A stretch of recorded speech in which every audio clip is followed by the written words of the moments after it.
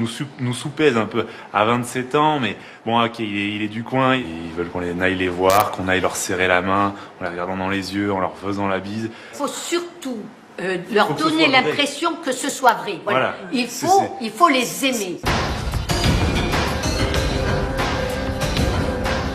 C'est une équipe jeune, je trouvais très talentueuse. Vous aviez misé donc 150 000 euros en tout. Oui. Vous avez perdu 150 000 euros.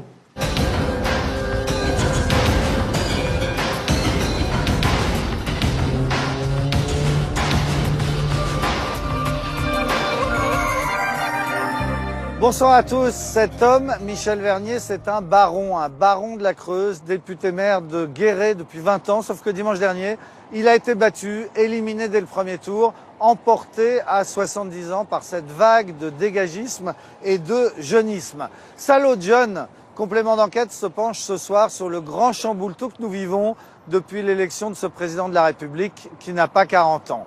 Pour en parler, nous sommes venus ici à Paris, devant l'Assemblée nationale, là où va débarquer dimanche prochain une vague de députés néophytes et souvent très jeunes. On va donc se rendre dans la Creuse pour suivre cette législative où le deuxième tour opposera deux candidats de 27 et 40 ans.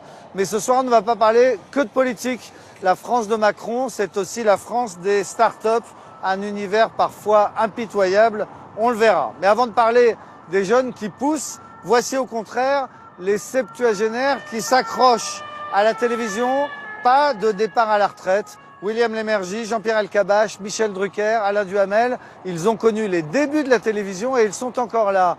Les papis font de la résistance. C'est un reportage de Raphaël Chapira, Benjamin Poulain et Marie Dubois. Ça, c'est un truc absolument génial.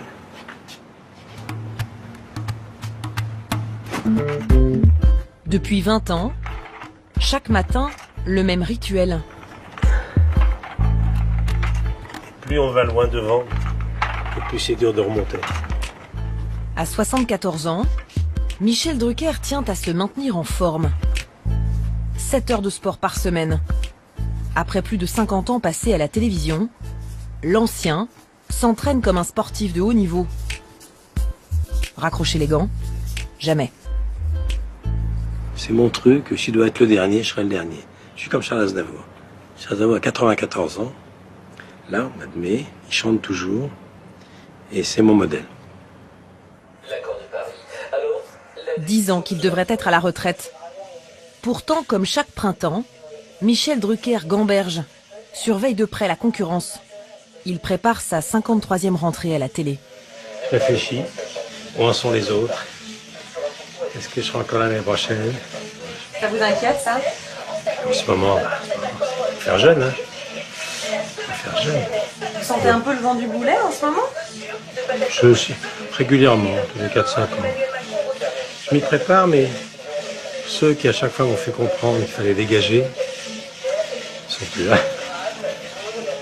Et moi, je suis toujours là sur mon vélo et sur mon canapé. Un canapé rouge, à la télé tous les dimanches, depuis 20 ans. Michel Drucker fait partie des plus de 70 ans encore à l'antenne.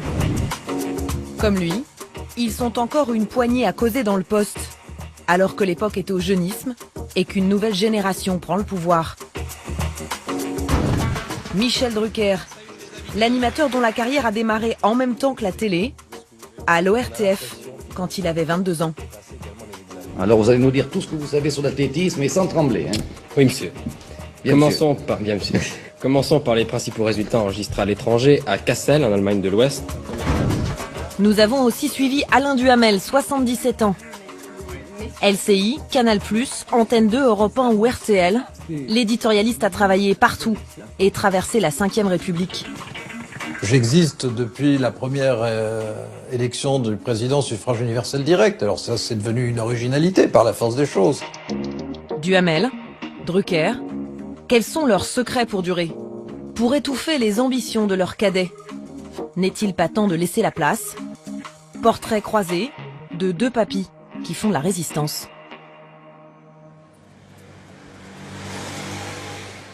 Pour durer, il faut déjà être en vie. Ça, Michel Drucker sait faire.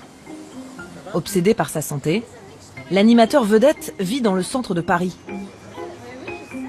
Pour tout faire à pied, avec sa chienne Isaiah.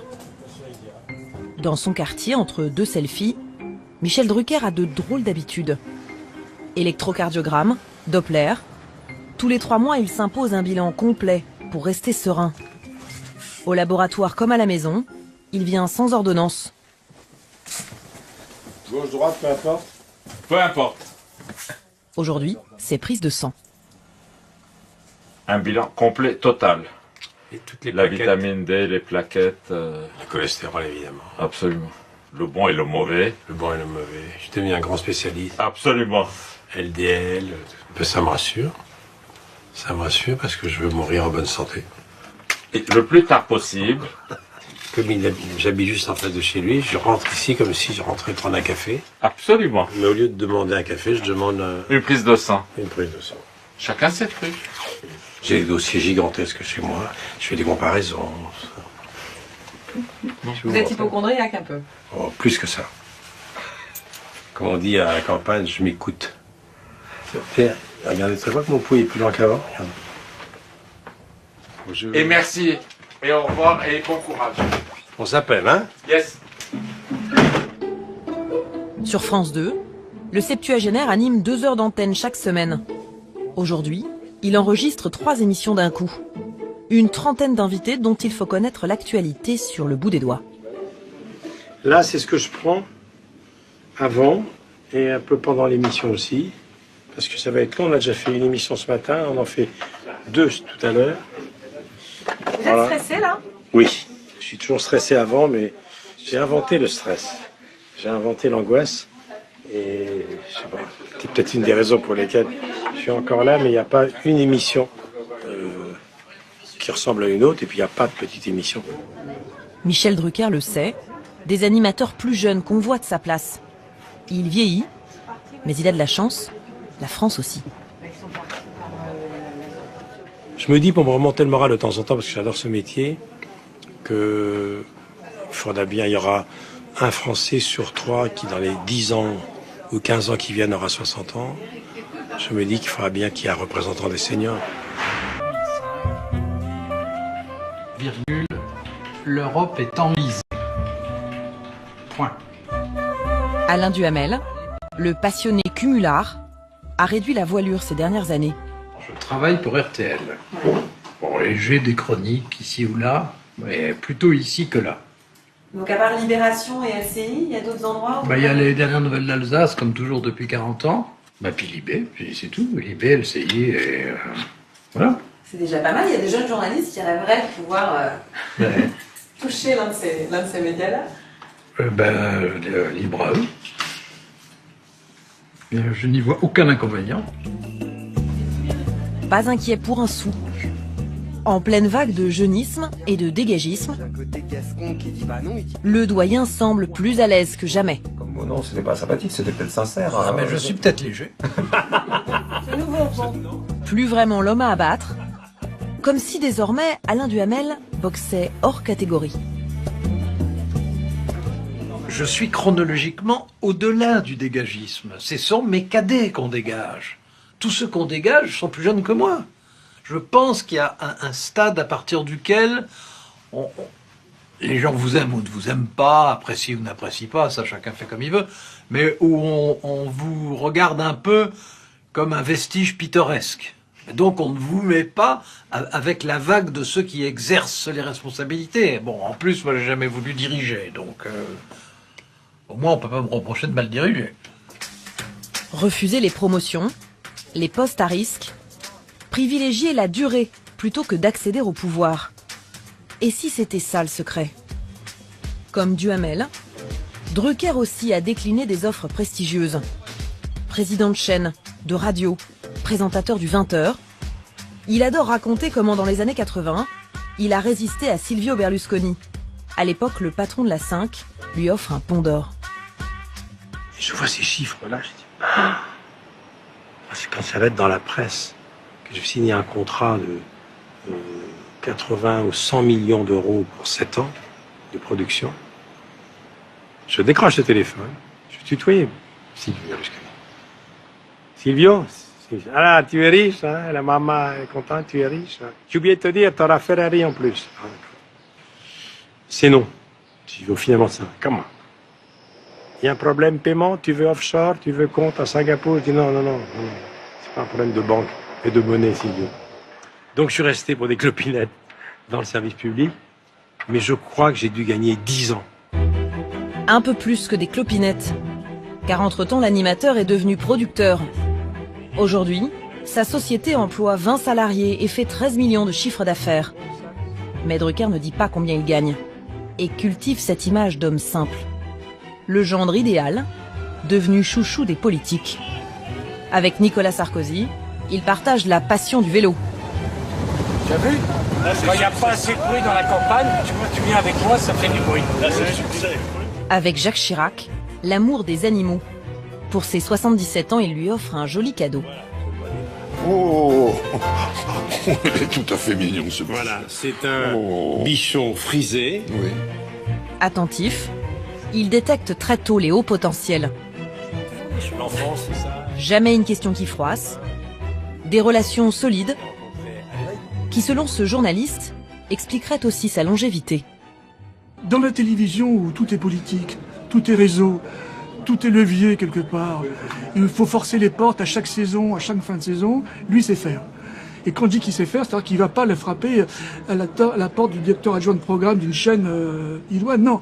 Il va aller voir le patron de la chaîne en question, il va négocier avec lui effectivement un contrat pour la saison suivante, mais en même temps, il aura passé un coup de fil, peut-être à un copain politique, peut-être à un copain président. Il fait passer des messages intelligemment depuis toujours, ce qui n'enlève rien à son talent. L'animateur, toujours si poli, aurait-il eu à manœuvrer dans l'ombre pour se maintenir? Est-ce que vous leur avez demandé des services pour Jamais. rester là où vous en êtes? Jamais, c'est plutôt l'inverse. Ce sont plutôt eux qui souhaitaient faire vivement dimanche. Même avant qu'il soit président. Non, j'ai jamais rien demandé à personne. Jamais. Mais je sais qui est qui. Je sais qui a fait quoi. Je sais qui peut être fier de lui, qui peut être moins fier de lui. Il y a certaines personnalités du monde des médias, de la politique et du showbiz. Ils ont de la chance que le public ne sait pas ce que je sais de moi. Sinon, ils ne feraient pas la même carrière et ils n'auraient pas le même aura. Mais je m'en sers pas du tout. Mais ils savent que je sais. Ils savent que je sais. À la rentrée, le parrain de la télé va devoir faire de la place. À 19h, il passera le relais à un visage plus jeune. Le papy du PAF l'a un peu mauvaise. De là où ça attend depuis 10 ans quand même. Donc Laurent, ça y est, enfin, tu peux sabler ça au champagne. En échange, Drucker a obtenu 4 nouvelles émissions en prime time. Et pour assurer ses arrières, à 70 ans passés, l'animateur s'est lancé dans un autre métier, la scène. Depuis 2 ans, il sillonne la France avec un spectacle qui raconte, devinez quoi, sa carrière. Je vais feuilleter devant vous quelques pages de mon album de souvenirs, parce que 53 ans de télé, il va me falloir encore 2 spectacles, ou 3. Histoire de garder ce lien si particulier avec son public. Celui avec lequel il a vieilli depuis toutes ces années. Vous avez trouvé ça trop long?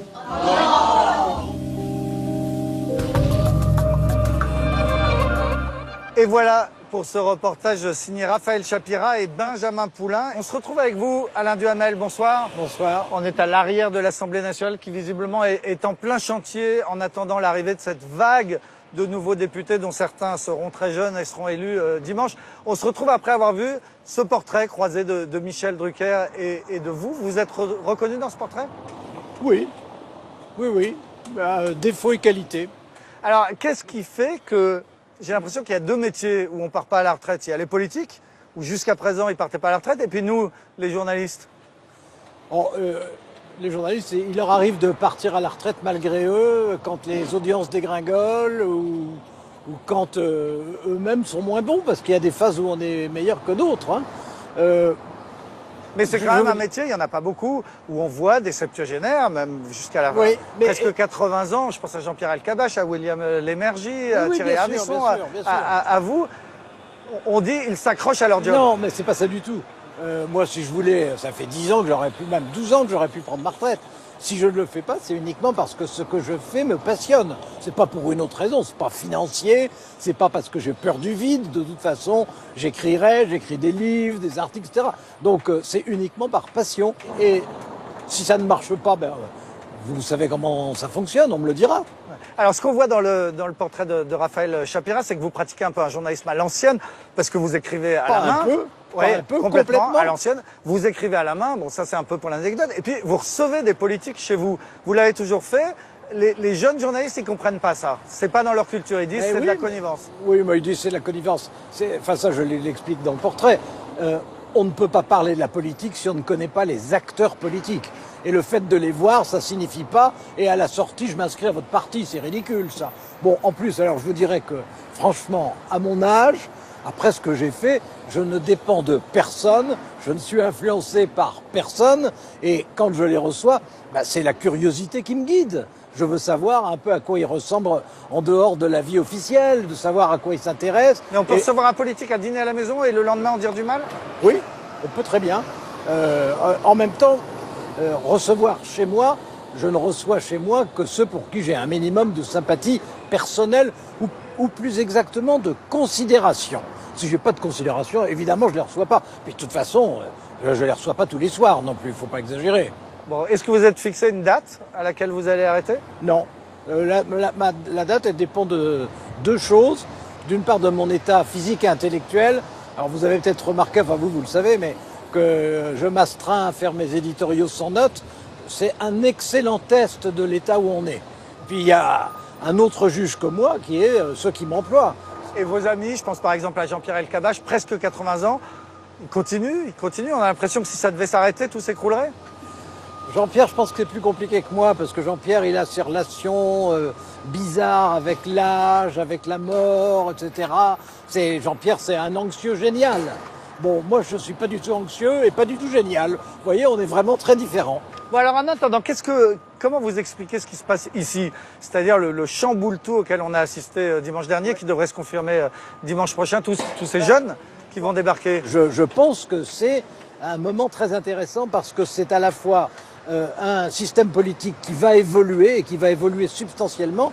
Et puis c'est une nouvelle génération politique. Et ça, à la fois, ça me passionne, ça m'intéresse. Des générations politiques, il n'y en a pas sans arrêt. Hein. Il y en a eu une en 1958, il y en a eu une en 1968, et après mai 68, il y en a eu une en 1981, la gauche à Mitterrand. Et depuis, il n'y avait pas vraiment eu un changement de génération politique. Là, il y en a un. Et je trouve que c'est à la fois sain et intéressant. Alors il y a du renouvellement, il y a les vieux clivages qui sont en train de sauter sur le fond, mais il y a aussi presque des gamins pour vous, tous ceux qui arrivent. Oh, mais ça fait un bout de temps que quand je rencontre un nouveau ministre, en général, je me dis, tiens, celui-là, je l'ai eu comme étudiant il y a 20 ans. Ouais. Ou bien, bon, mais... Et là, quand vous voyez le président de la République, il a l'âge que vous aviez à peu près à sa naissance, j'ai calculé. Oui, mais ça m'amuse. Ça m'amuse et puis ça crée un type de relation très différent. Parce que quand j'ai commencé à être journaliste, si j'ose dire, j'étais l'étudiant et ils étaient le proviseur. Maintenant, je ne dis pas que je suis le proviseur parce que ce n'est pas le rôle du journaliste.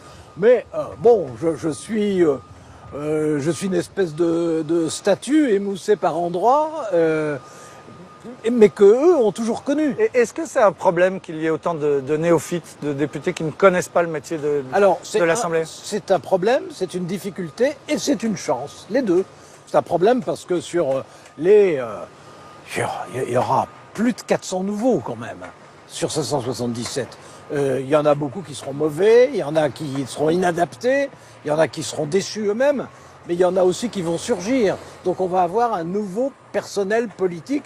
Là, il va y avoir dans l'année qui vient, c'est une des choses intéressantes, il va y avoir dans l'année qui vient une vingtaine de nouveaux visages sur tous les bancs qui vont vraiment s'imposer, qu'on va découvrir et qui seront ceux qui sortent du lot.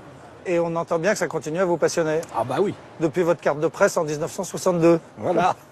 Merci beaucoup Alain Duhamel d'être venu nous voir ici devant l'Assemblée. Alors justement, maintenant, illustration de ce passage de relais entre générations. On va partir dans la Creuse, circonscription de Guéret. Un député maire sortant de 70 ans, face à lui un agriculteur de 40 ans pour le Mouvement En Marche, un jeune de 27 ans pour les Républicains, une jeune prof de philo pour la France Insoumise. Et à votre avis, ce qui devait arriver arriva. Politique, le péril jeune, c'est une enquête de Jean-Carl Lambert, Laure Polaise, Soigny Thiebaud et Thomas Lost.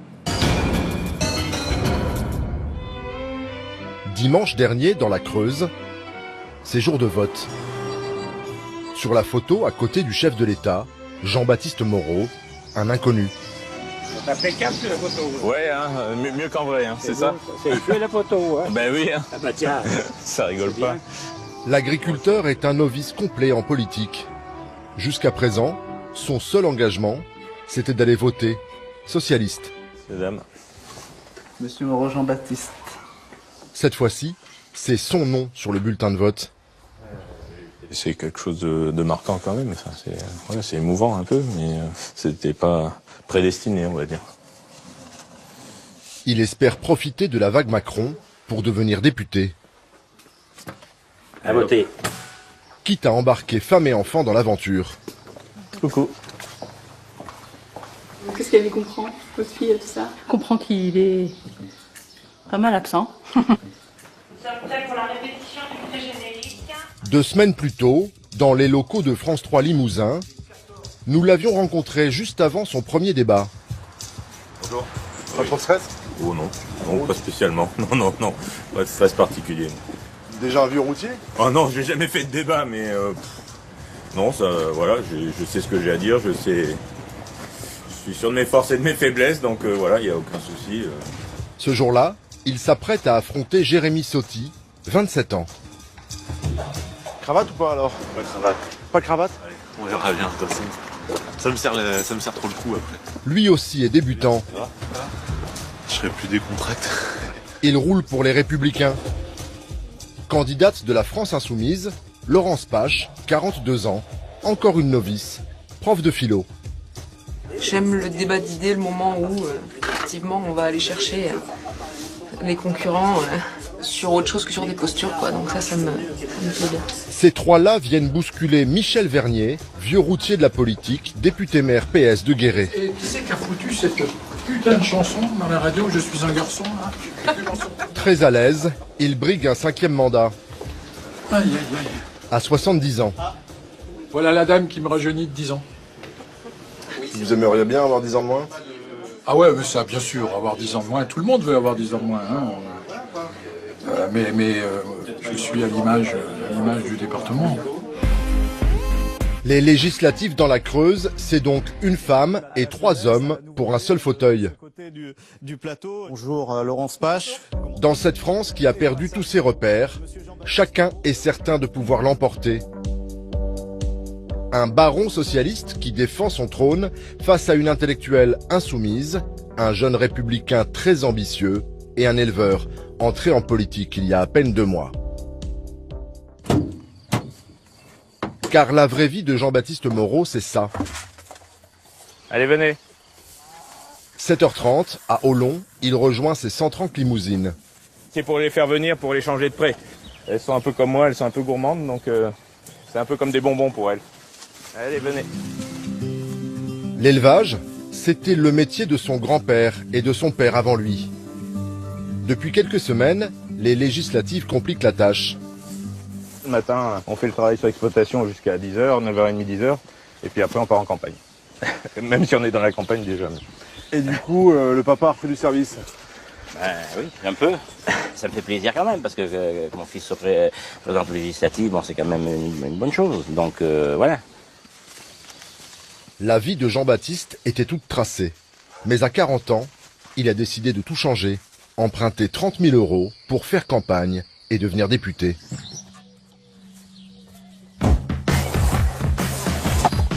Alors en fin de matinée, l'éleveur endosse son nouveau costume et taille la route pour le compte d'Emmanuel Macron. Il l'a rencontré au Salon de l'Agriculture, une révélation. Ça m'a vraiment marqué, c'est quelqu'un qui est très à l'écoute, très humain, qui relance, qui pose des questions qui sont toujours pertinentes, même sur des sujets qu'il ne connaît pas forcément. Enfin, donc ça m'a vraiment impressionné. Et du coup, à la suite de ça, en revenant du salon, j'ai dit, allez, je tente, je présente ma candidature à la Commission nationale d'investiture. Tout est allé très vite. Le 6 avril dernier, sur France 2, le futur chef de l'État présentait son casting, ses 14 premiers candidats. Vous les avez là. C'est-à-dire Vous avez là, ils sont là. Vous avez un agriculteur dans la Creuse. Vous avez une avocate de la... Nous sommes alors à 2 mois seulement des législatives. Du coup, une seule journée de formation et tout de suite le grand bain, avec déjà le tour des marchés de la Creuse. 450 €, ça vous dit quelque chose? Mais mon père a 600 €, il est à la retraite d'agriculteur. À Dun-le-Palestel, le candidat du genre réservé bénéficie de l'effet nouveauté. En tout cas, j'apprécie qu'il vous ait mandaté pour le législatif parce qu'on sent que vous êtes quelqu'un du terrain et travailleur. Et ça, je vous assure que ça fait vraiment plaisir. Je vous remercie beaucoup. Madame. Est-ce que, excusez-moi madame, la jeunesse de Jean-Baptiste est-elle aussi un atout? Il a 40 ans. Oui, bien sûr, c'est comme le président. Ça fait plaisir de voir des jeunes de cette qualité. C'est vrai qu'on attend beaucoup. Oui, mais on est dans une attente. On sait qu'on n'a pas le droit à l'erreur et on sait que dans 5 ans, il faut que les situations aient significativement changé. Au revoir. Merci beaucoup. Au revoir. À 100 km de là, tout au sud de la Creuse, le plateau des 1000 Vaches, le village de La Courtine, c'est le bastion familial de Jérémy Sauty, jeune espoir de la droite locale. Bonjour Jérémy. Ça va? Ça va mon petit? Ça va.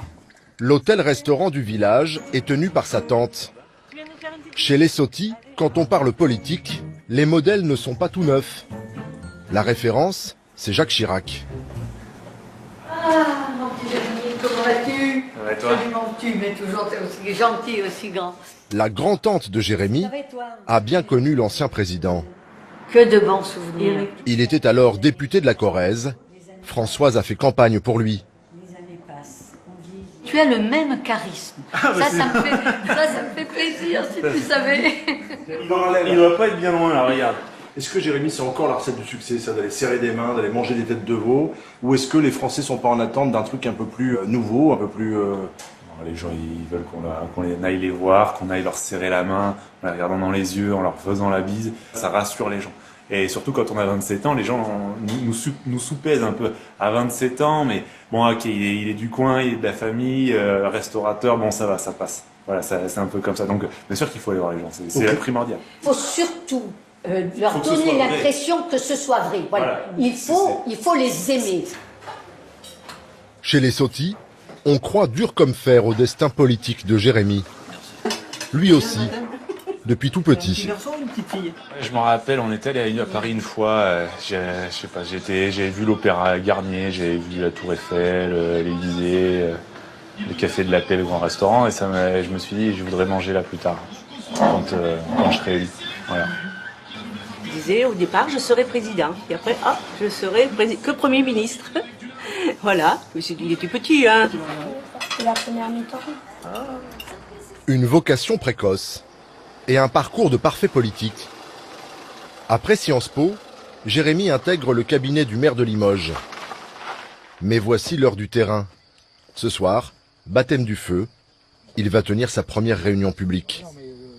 À ses côtés, son mentor, Jean Auclair, ancien député UMP de la Creuse pendant 20 ans.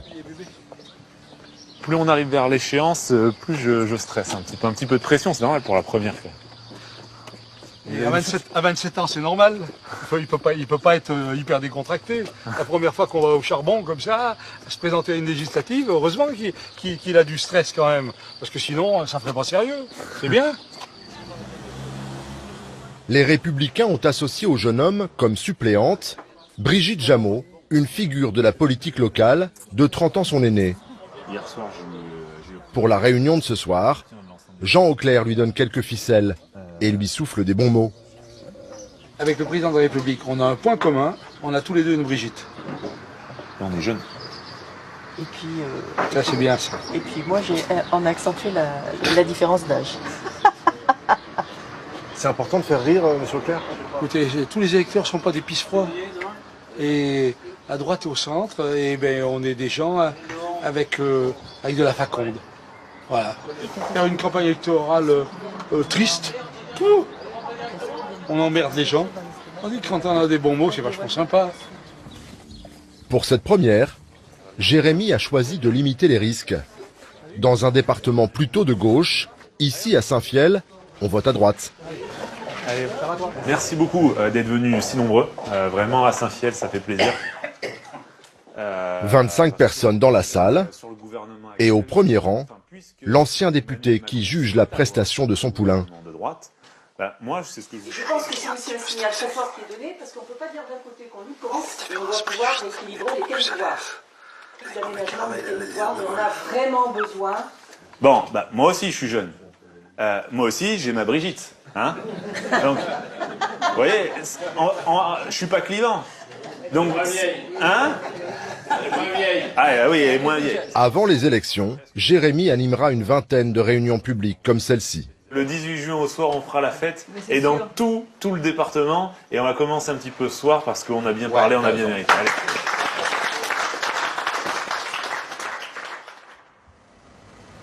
Depuis son hôtel de ville de Guéret, Michel Vernier a hésité avant de repartir en campagne. Fini le match classique entre la droite et la gauche, la vie politique a changé, le PS est moribond. Il y a quelques mois, devant les dirigeants de son parti, il s'était posé la question de passer la main. Oh là là, quel bazar. Ouh là là. Moi, j'ai posé les choses très sereinement, très tranquillement, en leur disant « L'âge qui est le mien, vous le connaissez. Pourquoi vous me demandez d'être candidat à cette élection ?» Et la réponse qui m'a été donnée, c'est « Tu es la valeur sûre. » On est quand même dans une période politique un peu trouble. C'est-à-dire qu'on ne sait pas exactement où on va aller. Michel Vernier, qui a l'expérience, les réseaux, qui connaît le fonctionnement de l'Assemblée nationale, même si ça tangue à l'Assemblée, il restera sur ses valeurs, il restera à défendre les territoires ruraux, et c'est ça qui nous importe aujourd'hui. Finalement, le député accepte de briguer un 5e mandat. Il va jouer la carte de l'expérience et des réseaux. Michel Vernier, c'est le plus parisien des Creusois. Depuis 20 ans à l'Assemblée nationale, il est venu plus de 1000 fois à Paris. La ligne C du RER n'a plus de secret pour lui. Je garde des réflexes, j'avance comme les Parisiens maintenant. Je sais même qu'on n'est pas dans le bon wagon là, pour l'endroit où il faut sortir invalide, mais voilà, non. Comme chaque semaine, direction l'AMF, la très influente association des maires de France. Salut. Ça va? Oui, toi. Michel Vernier en est depuis longtemps l'un des piliers. Sûr. Et quand je vous vois toutes, là, comment voulez-vous que je revienne pas? Impossible. Le député vient surtout signer des chèques. Voilà. Il est le trésorier de l'AMF, une fonction qui lui permet de côtoyer le sommet de l'État. Ça me donne l'avantage aujourd'hui d'être connu et reconnu. C'est-à-dire que quand il y a eu des réunions à Matignon avec le Premier ministre, quand il y a eu des réunions à Bercy, quand il y a eu des réunions avec le ministre de l'Intérieur, j'en étais, puisque je suis dans cette maison, au niveau des 4 dirigeants de cette maison. Cet après-midi, Michel Vernier a invité à Paris des Creusois. Allez. Pas bien vieux, des enfants de sa ville. Alors ? Pour l'ancien professeur des écoles, la campagne n'est jamais loin. Bonjour les petits. On va visiter l'Assemblée, ensemble. Qu'est-ce qui se passe dans 15 jours, 3 semaines? Vous savez qui se représente, Michel Vernier, pour la... Qu'est-ce que vous en pensez? Il va gagner, oui. Il va gagner? Oui, peut-être. Non mais c'est sûr, il va gagner, c'est sûr. Et il n'est pas trop vieux pour se représenter encore? Du tout. Oui, on va traverser, on va aller de l'autre côté. À la nuit tombée, retour sur ses terres pour la fête des voisins. Voilà. Dans son quartier, ses amis sont là, et sa femme aussi. Avec Annie, voilà 20 ans qu'ils se voient trop peu. Bon, à la vôtre. Mais elle n'a pas voulu l'empêcher de repartir pour un tour. Oui, mais t'as du retard, Michel. Moi, je le connais, donc je sais que c'est sa vie. Je pourrais pas l'enfermer à la maison, donc de toute façon. Elle m'a dit une fois, si je ferme la porte, tu sors par la fenêtre. C'est vrai, c'est une porte-fenêtre. C'est facile. Vous n'avez pas peur du mandat de trop pour lui? Moi, je me méfie seulement de... Si. Parce que Si. Mais ça, c'est un choix. Et il l'a fait.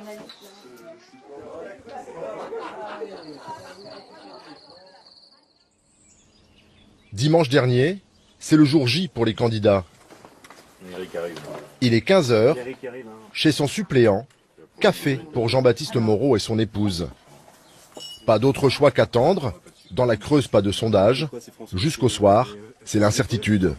pense que là, il y a une lutte sévère. Hein. Ouais, je sais pas ce que ça veut dire, mais on verra bien. Je pense que ça veut dire ça. On t'appelle quand on est en route. Le candidat de La République En Marche part faire le tour des bureaux de vote. À toutes. À toutes.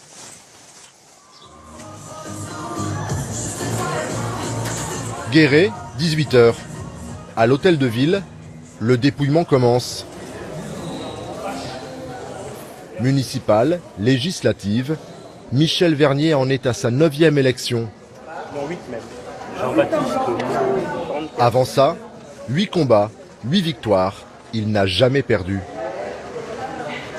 Comment ça va ce soir? Moi je vais bien, tel que je vois les choses, il va y avoir Monsieur Moreau probablement en tête et moi deuxième.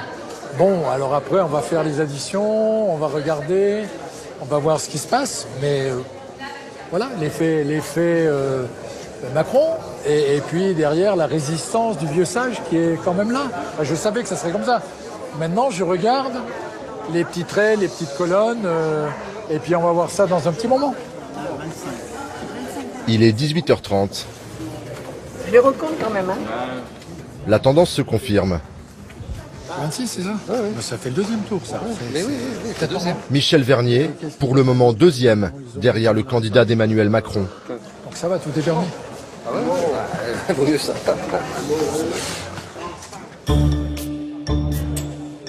Le dépouillement se poursuit.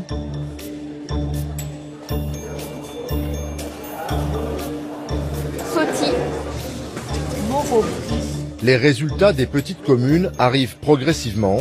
C'est quoi là au deuxième tour Pour l'instant, c'est Moreau d'En Marche qui est en tête, Jérémy Sauty des Républicains deuxième et Michel Vernier PS qui est distancé, 5 points d'écart, mais il reste la moitié des bureaux de vote à dépouiller. Qui donc sera à la fête ce soir à Guéret? Il est 20h, on ne le sait toujours pas.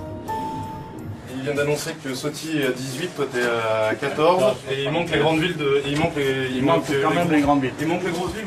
Michel Vernier a perdu son sourire et s'enferme pour un huis clos avec ses proches.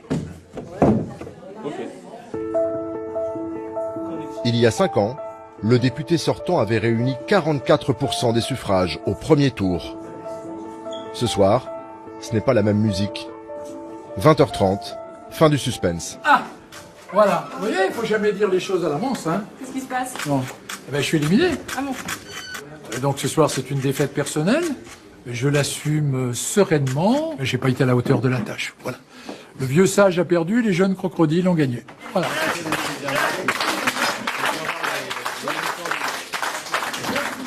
Fin de sacre pour Michel Vernier, sorti sèchement par 2 juniors. Car au second tour, pour les Républicains, c'est finalement Jérémy Sauty, 27 ans, loin derrière le candidat de La République En Marche. Faudrait qu'on fasse un meeting commun avec Barouin ou un Ponte, quoi. Salut les gars. Salut, ouais. Vous pensez déjà au deuxième tour là? Ah bah, je suis en plein dedans, vous voyez, j'ai plein de coups de fil et vous savez, moi j'ai toujours pensé que c'est gagnable, etc. Et puis ben moi je suis convaincu que je peux le faire. Alors j'essaie de trouver un petit coup, une petite idée qui puisse inverser les tendances parce que c'est pas perdu. Des réflexes de pro déjà, et selon son coach, un bel avenir devant lui. Ça va. Un poulain, il court pas encore assez vite. Quand il sera cheval, il va courir très très vite et il doublera tout le monde. 23h, le grand vainqueur de la soirée retrouve son comité de soutien. Il est lessivé. Mais avec 17 points d'avance, l'éleveur a de grandes chances d'être élu. C'est dur. Vous êtes dans quel état là ce soir? Content, mais à la fois, voilà, avec le poids sur les épaules du fait que voilà, ça sera les échéances se rapprochent, on va dire, et il va falloir mettre les bouchées doubles tout au long de la semaine. Jean-Baptiste est peut-être le futur plus jeune député de la Creuse. Il y croit. Il y a un message du président alors qui m'a dit. Il n'est pas le seul. Félicitations Jean-Baptiste pour ce beau score, il ne faut rien lâcher au second tour, tu vas gagner, amitié Emmanuel Macron.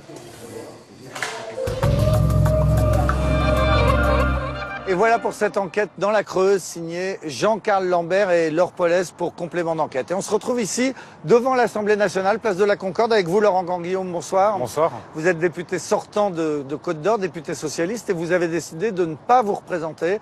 À 39 ans seulement, vous quittez déjà la vie politique, et vous allez nous expliquer pourquoi. Mais d'abord, un mot sur ce qu'on vient de voir dans la Creuse. Est-ce que ce qui s'est passé dimanche dernier, là-bas comme ailleurs, c'est aussi un passage de témoin entre générations ? Ouais, il y a effectivement un passage de témoins, de génération, et puis la défiance qui existe dans le système démocratique, eh bien, elle s'est traduite par une volonté de changer, en fin de compte, les représentants, avec un changement de génération, de nouvelles têtes, et une aspiration très forte au changement. Ce député sortant, Michel Vernier, il a 70 ans. Dans la politique, c'est pas si vieux. Au cours des élections précédentes, on avait beaucoup de septuagénaires qui continuaient. Là, on a l'impression que cette fois, les Français ont dit stop à ces hommes ou ces femmes de 70 ans. Je pense que c'est pas une question d'âge, c'est une question, en fin de compte, de longévité dans la carrière politique. C'est-à-dire qu'en France, on a quand même un système particulier dans lequel nous avons des élus qui sont parfois élus depuis 30 ou 40 ans, ce que l'on ne voit pas dans d'autres pays européens. Et en fait, les Français aujourd'hui rejettent cela. Ils ne rejettent pas le fait que quelqu'un qui ait 70 ans ou 60 ans se présente pour la première fois à une élection. Ce qu'ils rejettent, c'est le fait qu'on en ait fait des carrières politiques, en fin de compte, s'inscrivant ainsi dans une forme de tradition. Et c'est ce qu'ont voulu changer les Français lors de ces élections. Là, on l'a vu, Michel Vernier, dans l'après-midi, disait encore le vieux sage a de l'expérience, le vieux sage est encore là. Et puis après le dépouillement, il dit non, le vieux sage a perdu. C'est un petit peu émouvant, non, pour un politique aussi bon. C'est émouvant, parce que moi, j'ai travaillé avec lui aussi à l'Assemblée nationale, et puis en tant que jeune député, il m'a accompagné au départ, en m'apportant quelques clés, justement, dans le mandat. Et en fait, on a besoin quand même d'une expérience, quand on arrive à l'Assemblée nationale, d'anciens, entre guillemets, qui vont vous apporter un éclairage sur le fonctionnement de l'Assemblée. Parce qu'il y a beaucoup de codes, il y a beaucoup de clés à comprendre. Alors vous-même, vous étiez le jeune dauphin d'un vieux baron, d'un vieux sage, le maire de Dijon, François Rebsamen. Vous étiez programmé pour lui succéder à la mairie de Dijon, élu très jeune, député donc il y a 5 ans. Qu'est-ce qui fait que vous avez dit non, stop, cette carrière-là, je ne la ferai pas? J'ai fait 10 ans de mandat. Entre des mandats locaux et nationaux. Là, j'ai vraiment envie de retourner à la vie professionnelle. Mon dernier métier avant d'être élu, c'était conseiller en formation. Après, si j'ai envie dans les années qui viennent de me représenter à des élections à Dijon ou à un niveau national, eh bien, je me représenterai. Personne ne pourra me l'empêcher. Par contre, moi, je ne veux pas dépendre de la politique au sens d'en faire un métier. C'est-à-dire que ce que je veux, en fait, c'est être libre. Et pour être libre, pour moi en tout cas, on ne peut pas s'inscrire dans un parcours, une carrière politique, où en fait il faut que j'aille quémander une investiture à un parti politique pour pouvoir être un nouveau candidat. Donc là, vous venez de vider votre bureau à l'Assemblée nationale, c'est terminé? J'ai vidé le bureau, les cartons, le bureau est prêt pour un autre député. Voilà, et vous avez déjà trouvé le job suivant donc? Et je sais déjà où je vais aller effectivement la semaine prochaine. C'est-à-dire que vous allez encore vous occuper d'emploi, le portage, aider les indépendants, c'est ça? Ça, le portage salarial, l'accompagnement des indépendants, parce que voilà, ce sont des sujets sur lesquels je me suis engagé en fait dans le temps. Et puis je crois qu'aujourd'hui, on est dans une période aussi où il faut inventer de nouveaux champs des possibles sur les questions de l'emploi. Alors c'est une démarche assez originale, c'est quand même assez rare. À votre âge, on rappelle que vous avez 39 ans. Comment ont réagi vos collègues députés? Comment ont réagi vos amis en Côte d'Or? Alors, en Côte d'Or, ça a été beaucoup de messages de soutien des citoyens. Après, par contre, au niveau parfois des élus, j'ai subi quelques critiques. Voilà, on va dire souvent injustifiées, parce qu'en fait, cette décision, elle a bousculé un peu le système politique local. C'est-à-dire, en fait, ma décision, le fait de dire à 39 ans, je vais faire autre chose, eh bien, ça sort des habitudes et ça gêne. Voilà. Mais ça ne gêne pas les citoyens. Les citoyens, eux, ils m'ont apporté leur soutien et c'est vraiment ce soutien-là que je retiens. Alors, vous nous l'avez bien expliqué, ça correspond à un projet personnel de passer à autre chose et tout. Mais ça tombe bien aussi, parce que dites-moi, vous aviez quand même des chances d'être battu, non? Les sortants socialistes ont été emportés par une vague en marche, ça aurait pu vous arriver aussi, non? Ce qui est sûr, oui, parce qu'en fait, je ne sais pas de quelle investiture j'aurais bénéficié. Moi, je connais bien Emmanuel Macron, puisque j'ai été rapporteur de sa loi sur la partie simplification. En même temps, le PS, effectivement, a subi une lourde défaite, c'est vrai. Donc je ne sais pas ce qu'aurait été ma situation. En tout cas, si j'avais eu l'investiture du PS, c'est sûr qu'elle n'aurait pas été simple, vu les résultats aux élections nationales. Le Parti socialiste que vous venez de quitter récemment? Oui, alors quand j'ai entendu les discours après le premier tour des responsables du Parti socialiste, je me suis dit, après 21 ans d'engagement, je ne vais pas continuer. C'est-à-dire que j'espère qu'il y aura d'autres choses qui vont émerger, mais moi je ne peux pas rester dans un parti qui ne s'interroge pas sur les causes de sa propre défaite. Or, après le premier tour, ils ont mis un couvercle et ils ont dit, il n'y a rien à voir, continuons comme ça. D'ailleurs, le résultat, c'est que ça a été pire que la présidentielle.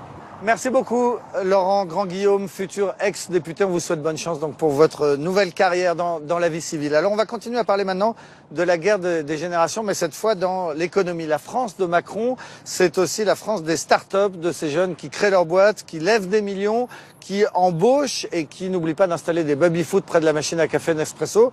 Sauf que parfois, ces gamins foncent dans le mur et laissent sur le carreau des milliers de personnes. C'est l'histoire qu'on va vous raconter maintenant.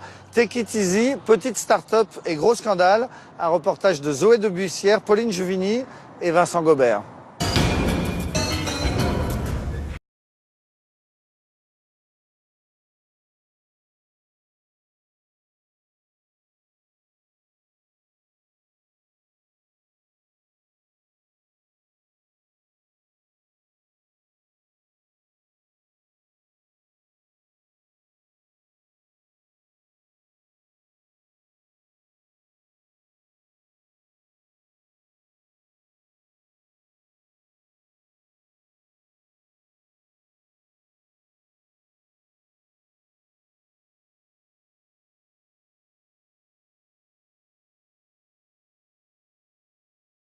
Bonjour. Merci beaucoup. Même pas besoin d'avoir la pointe, vous avez déjà payé avec votre smartphone. Un Français sur 10 fait déjà appel à ces services et le marché est en pleine croissance. Derrière cette révolution, il y a Take It Easy. À l'origine, 4 petits malins, dynamiques et débrouillards. Adrien Rouze, sa petite sœur Chloé et 2 copains, Karim Slaoui et Jean-Christophe Librecht. 4 amis d'enfance, moyenne d'âge 25 ans, ils sont les premiers à importer l'idée en France. Ils parviennent à livrer 1 million de repas à travers l'Europe, après avoir levé 17 millions d'euros et une armée de coursiers à vélo. Une boîte jeune, cool, une success story façon Silicon Valley, et 3 ans après, le crash. La belle histoire commence ici, à Bruxelles, en 2013. Dans cette petite rue, nous retrouvons 2 des 4 associés, Adrien et Karim. C'est ici qu'ils avaient installé leur empire, aujourd'hui repris par un de leurs concurrents. Vous avez le souvenir du jour où vous avez emménagé là? C'était un moment plutôt joyeux, j'imagine? Oui, tout à fait. Donc c'était quelques semaines après la première levée de fonds. Je me souviens, on était 3 dans cet énorme hangar. Parce qu'avant ça, on était dans l'appartement de mes grands-parents en fait. Donc... Des locaux de 400 mètres carrés, dans lesquels ils installent leur QG et leurs nouveaux salariés. Leur rêve devient enfin réalité, et pour cela, ils ont dû convaincre des investisseurs de leur ouvrir leur porte-monnaie. Bonjour. Enchanté. L'un des premiers à avoir accepté, c'était Bernard Verdout, un business angel comme on dit. En une réunion, la petite bande a su le séduire. C'est une équipe jeune, je trouvais très talentueuse. Qui se complétaient bien. Donc il y avait différents profils. Il y en a un qui était plutôt stratège et communication, qui était plutôt orienté marketing. Est-ce que vous vous êtes posé la question justement de cette jeunesse extrême et puis de ce manque peut-être d'expérience? Ou bien vous choisissez la jeunesse, et c'est un peu cliché ce que je veux dire, mais vous avez le dynamisme, ils sont parfaitement en phase avec le monde d'aujourd'hui. Puis vous avez effectivement de l'autre côté un certain manque d'expérience qui peut se refléter notamment dans la manière de gérer une entreprise. Mais même s'il y avait cette inexpérience, le jeu en valait la chandelle. Les 4 petits génies apprennent vite et partent en quête de toujours plus d'argent. En 2015, ils parviennent à lever 6 millions d'euros, puis 10. Ils embauchent 160 salariés, s'étendent alors à la France, l'Espagne, l'Angleterre. La stratégie est parfaite, car pour se développer dans ce secteur, il faut du cash et vite. Si votre promesse client, c'est d'être livré en 30 minutes dans une ville, vous devez avoir des coursiers quasiment dans tous les quartiers de cette ville. Mais si vous n'avez pas de commande dans un quartier, le coursier, lui, il va pas travailler gratuitement et attendre toute la soirée sans avoir de revenus. Si vous démultipliez ça sur 10, 15, 20 villes, il faut avoir un volume de commandes qui permet d'arriver au point d'équilibre. Et donc, ce sont des modèles qui demandent énormément d'argent. Il faut beaucoup d'argent pour être partout, d'autant que le marché est colossal. 90 milliards d'euros rien qu'en Europe. Forcément, il est vite convoité. Take It Easy, jusque-là seule à Bruxelles ou Paris, est désormais concurrencée par Deliveroo, Foodora et Uber Eats. Et ce n'est pas le seul souci de nos jeunes patrons. Ils ont voulu grossir très vite, peut-être un peu trop vite. Et 3 ans après le lancement, leur société n'est toujours pas rentable. Fin 2015, les pertes atteignent 10,5 millions d'euros. Take It Easy France était en perte de 3 millions, plus ou moins. En Angleterre de 1,2 million. En Espagne de 1 million. À partir du moment où l'investissement a été engagé, vous savez que le personnel, vous devez continuer à le payer, se pose la question du financement de l'année suivante. Trouver de l'argent, vite, pour survivre et payer les salaires. Début 2016, les caisses sont vides. Adrien et Karim sont aux abois. Ils tapent à toutes les portes, à commencer par celle de leur principal investisseur, Rocket Internet, un fonds allemand. Mais le vent a tourné et Rocket Internet s'est choisi un autre poulain, leur concurrent direct, Foodora. C'est le début de la fin. Ils tentent un dernier coup de poker, se faire racheter, en vain. Ils ont joué dans la cour des grands, ils ont perdu, et à leurs yeux, ça n'est pas vraiment de leur faute. Contrairement à des fonds d'investissement plus classiques, ça ne dérange pas Rocket Internet de parier sur plusieurs chevaux. Malheureusement, ils ont déployé Foodora également sur les marchés dans lesquels on était, ce qui n'était pas l'accord initial qu'on avait à la base avec eux. À ce moment-là, comment vous vous sentez? Vous trahissez un peu? On sent un peu. Oui, on regrette la décision, on se sent un peu stupide. Peut-être qu'on aurait pu ou qu'on aurait dû essayer de se faire racheter encore plus tôt que ce qu'on a fait. Le 26 juillet 2016, ils mettent la clé sous la porte, sans préavis. Sur son blog, Chloé Rouse, la sœur d'Adrien, dit au revoir à tout le monde. Pas de mea culpa, plutôt de l'autosatisfaction. Et à la fin, en quelques lignes, un petit merci aux restaurateurs. Vous, restaurant partenaire, pour votre confiance, votre fidélité et tout ce travail à nos côtés. Un autre merci aux coursiers qui travaillaient pour Take It Easy. Vous, coursiers, pour votre énergie, le service irréprochable apporté à nos clients et vos livraisons, toujours avec le sourire. Rien de plus. Ainsi s'achève cette belle histoire, comme ils l'appellent, celle des 4 petits génies qui apprendront de leur échec et rebondiront bien vite. Celle d'une entreprise jeune, cool et bienveillante. Un plan com bien rodé qui passe sous silence des milliers de victimes collatérales. L'autre histoire de Take It Easy, c'est celle de Vincent et des 4500 coursiers qui roulaient pour la start-up. Aucun n'a été payé pour ses dernières semaines de travail. Pourtant, durant des mois, Vincent a pédalé à toute vitesse dans les rues de Rennes pour tenir la promesse de Take It Easy, un repas livré encore chaud. Moi, j'ai eu un accident, par exemple, où j'étais presque à 40 km/h parce que j'étais en retard sur une course, que je savais que la course devait être livrée dans l'immédiat et chaude. Donc voilà, j'ai pris des risques. 5 mois à temps plein, payé 6 € de l'heure avec un bonus variable en fonction du nombre de livraisons. Avec Take It Easy, cet étudiant en droit découvre un drôle de monde. Mélange de cool attitude et de blâme. En langage start-up, ça s'appelle des strikes. 4 en un mois et vous ne pouvez plus travailler. On avait un tableau ici. Donc avec un certain nombre de comportements qui étaient réprimandés. Donc par exemple, si on ne répond pas au téléphone, si on est dans l'incapacité de réaliser une crevaison, de réparer une roue. Qu'est-ce que vous risquiez? Les strikes, c'était quoi concrètement? Clairement, c'était l'éviction, c'est-à-dire qu'on vous déconnecte du jour au lendemain, sans aucune notification. Des exigences, comme une entreprise en demanderait à ses salariés, sauf que Vincent et les autres coursiers n'étaient que de simples indépendants, au statut précaire d'auto-entrepreneur. Un auto-entrepreneur réalise une prestation de service, peu importe la façon dont il le fait, peu importe les moyens au final, vu que la prestation est réalisée. Par contre, nous, dans ce cadre-là, où on nous fait l'appel, comme à l'école, 15 minutes avant, où on contrôle nos positions GPS, où on nous impose de répondre au téléphone, où on est sanctionné au moyen de strike, ça c'est véritablement des indices, et ce n'en est que quelques-uns, qui démontrent, voilà, un lien de subordination Take It Easy nie tout salariat déguisé.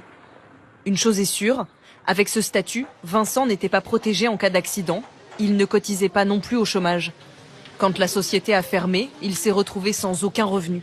Un choc pour lui et pour ses camarades partout en France. Tu vas bien? Tu vas bien, Vincent? Comme Hugo et Laura, une étudiante colombienne. Elle, comme d'autres, affirme qu'elle travaillait même sans le statut d'auto-entrepreneur.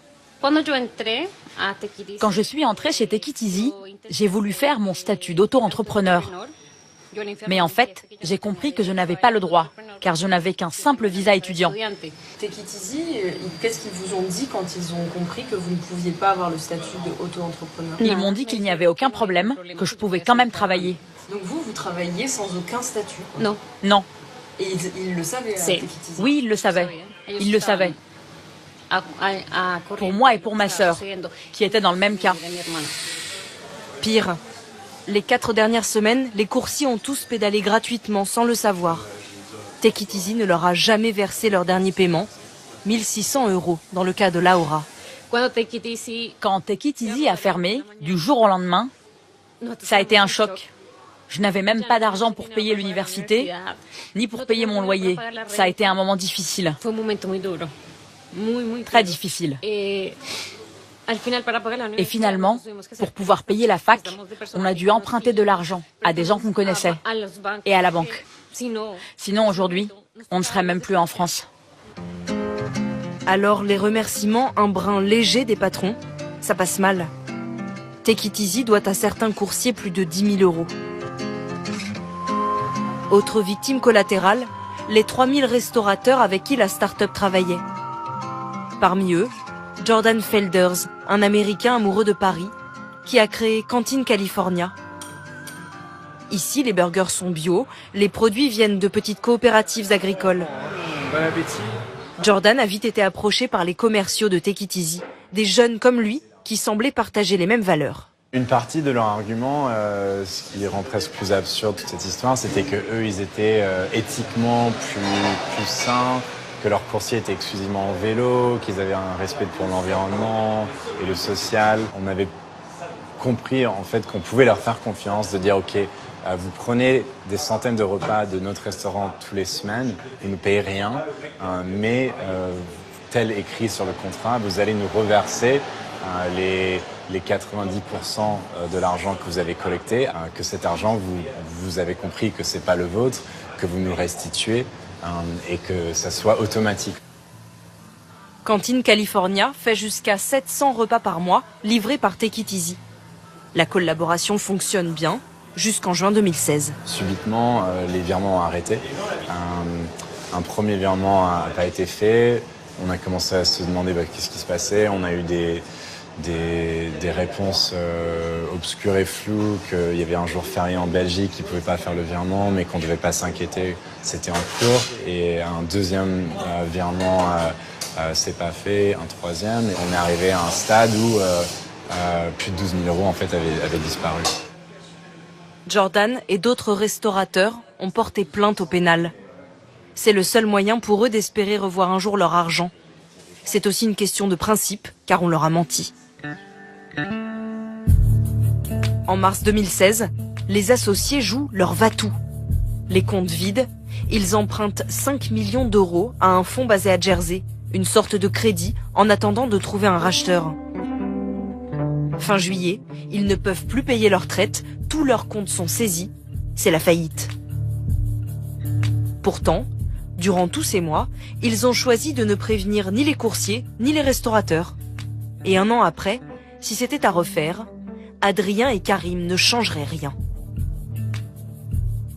Nous, on était 100% focus sur sur la réalisation d'une transaction, justement pour sauver la boîte, pour sauver les employés, pour sauver les créditeurs, pour sauver tout le monde. Donc, le fait de communiquer avec nos partenaires, que ce soit restaurants ou coursiers, qui auraient probablement des retards dans les paiements, aurait fait que sans doute une partie d'entre eux aurait arrêté de travailler avec nous, ce qui aurait diminué les chances en fait que le deal aboutisse. Est-ce qu'aujourd'hui vous comprenez le fait que certains soient en colère ?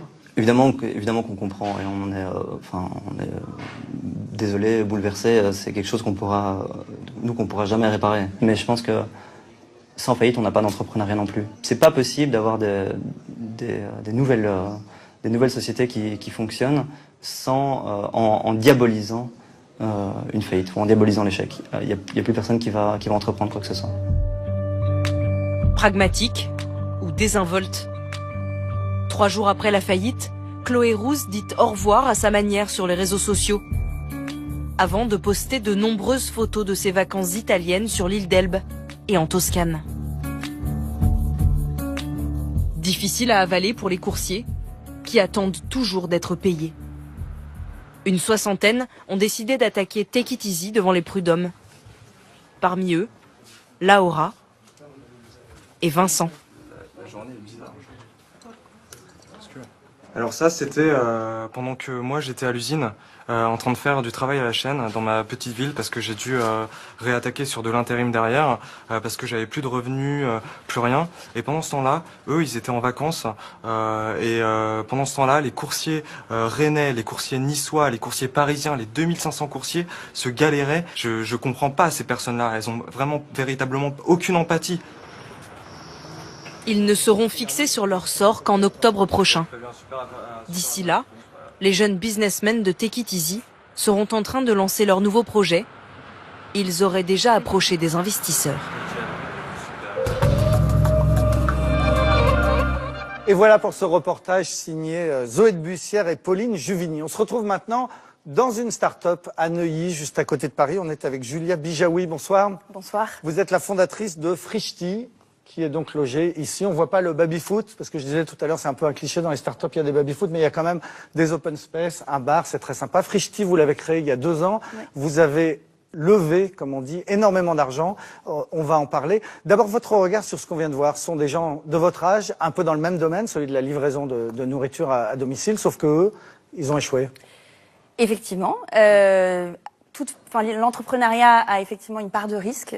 Il faut l'accepter. Après, c'est vrai que quand ça implique, plus ça grandit, plus ça implique de monde qui compte sur l'écosystème que ça a créé, que ce soit des restaurateurs, des fournisseurs ou des salariés ou afférents. Et c'est vrai qu'il faut faire attention parce que on peut laisser du monde sur le carreau, on l'a vu. Hein. Voilà, il faut pas être désinvolte, il faut traiter les choses avec attention, même s'il faut pas non plus. Il faut désacraliser l'échec, c'est pas un tabou, et sinon effectivement personne n'entreprendrait et on resterait un petit peu paralysé devant la peur d'échouer. Mais est-ce que c'est un reproche qu'on peut faire à votre génération, donc, qui vous lancez comme ça dans des startups, de prendre le risque de créer une casse sociale, de ne pas vous préoccuper du sort des gens? C'est un petit peu ce qu'on vient de voir dans Take It Easy. Moi, j'imagine l'entrepreneuriat exactement à l'inverse. Je ne peux pas me prononcer pour les fondateurs de Take It Easy. J'estime que voilà, on doit entreprendre tout en étant extrêmement conscient de ce qui nous entoure, d'avoir un impact positif sur la société, qui soit environnemental, qui soit en termes d'emploi, en termes d'agriculture. En l'occurrence, nous on parle de nourriture, donc faire les bons choix aussi là-dessus. Donc, au contraire, moi, j'ai l'impression qu'on entreprend parce qu'on a une vision du monde et que on veut impacter positivement la société. Alors, pour bien comprendre, on va expliquer ce que vous faites. Alors, vous faites, vous, comme Take It Easy, de la livraison de nourriture, sauf que c'est pas la nourriture des restaurants, comme dans le cas qu'on vient de voir. Vous faites votre nourriture. Exactement. On a internalisé. On a donc une cuisine. On source nos produits. On rencontre les producteurs. On les vend ensuite donc nous-mêmes sur notre site internet. On les cuisine. On a une flotte de livreurs. On fait tout en interne, ce qui permet, cette désintermédiation permet d'avoir un rapport qualité-prix très intéressant. Et vos livreurs, ils sont auto-entrepreneurs ou ils sont salariés? Non, ils sont en grande partie salariés et on fait appel parfois à des sociétés externes de livraison qui eux-mêmes salarient leurs coursiers. Alors là où on entre dans un autre univers par rapport à ce qui pouvait exister ces dernières années, c'est que ce que vous venez de nous décrire, c'est une cuisine, de la livraison de nourriture, ça existe depuis toujours, sauf qu'avec les startups nouvelle génération et les gens de votre âge, on passe dans un autre monde en termes financiers. Vous avez levé 42 millions d'euros exactement. Pour faire une cuisine. Alors ça peut paraître comme un business traditionnel. Je pense que ce qui change dans les startups de jeunes, puisque c'est le thème de l'émission, c'est la volonté de remettre en question, d'arriver avec beaucoup de candeur, sans a priori, et de remettre en question des choses qui étaient établies et d'apporter une solution très moderne à un problème qui existe probablement depuis longtemps. Nous, le problème qu'on résout, c'est comment est-ce qu'on peut bien manger au quotidien, tout en n'y laissant pas effectivement 40 € sur la table, ou en étant pratique pour pouvoir répondre à des quotidiens de gens un peu pressés. Et en fait, c'est la candeur avec laquelle on a abordé la chose. Les gens qu'on a été voir nous ont parfois dit mais vous êtes fous, vous y arriverez jamais, etc. Bon, la preuve c'est qu'on y est arrivé parce qu'on a une proposition de valeur extrêmement intéressante, que l'entreprise a grandi uniquement par bouche à oreille, qu'on n'a pas du tout fait de marketing, et que voilà aujourd'hui. Et ça répond pas à ma question. Pourquoi est-ce qu'on a besoin de 42 millions d'euros pour faire ça?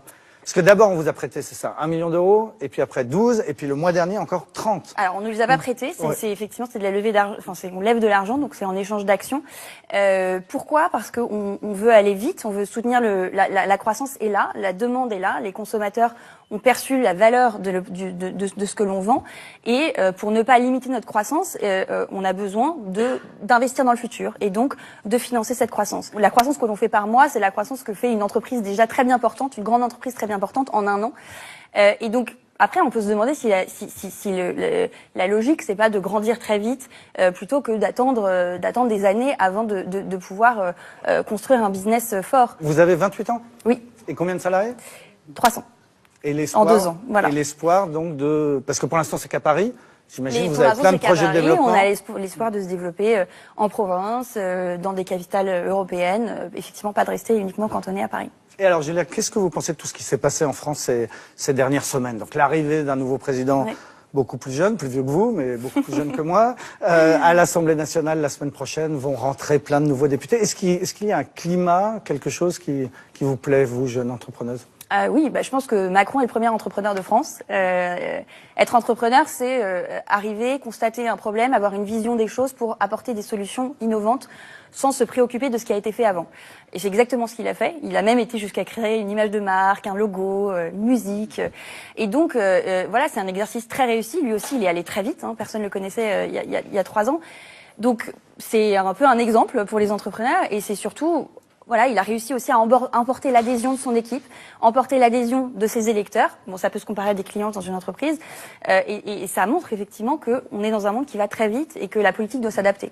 Est-ce que dans un petit coin de votre tête, il y a l'idée que peut-être ça va pas marcher? Que peut-être vous aurez obtenu tout cet argent et au bout du compte, vous irez dans le mur comme les jeunes Belges qu'on a vus dans le reportage? En fait, on ne le souhaite pas. Non, bien sûr, je me le souhaite pas non plus, mais je pense que c'est parce qu'avec mon associé, on a en permanence en tête la possibilité d'échouer, qu'on n'échouera pas. Et oui, bien sûr que c'est une possibilité. Maintenant, on est extrêmement conscient de ce que ça pourrait avoir comme impact, et c'est un très lourd fardeau à porter que de prendre cette responsabilité et que de l'avoir en tête pour justement éviter les écueils et se ressaisir si jamais ça pouvait partir dans la mauvaise direction. Eh ben, on vous souhaite longue vie donc avec Frichti. Merci beaucoup Julia Bijaoui. Merci beaucoup. Et voilà pour ce 367e numéro de Complément d'enquête. Complément d'enquête qui a reçu un prix la semaine dernière, on en est assez fiers. C'est l'association Enfance Majuscule qui a récompensé l'émission qu'on avait fait l'an dernier qui s'appelait Scandale pédophile des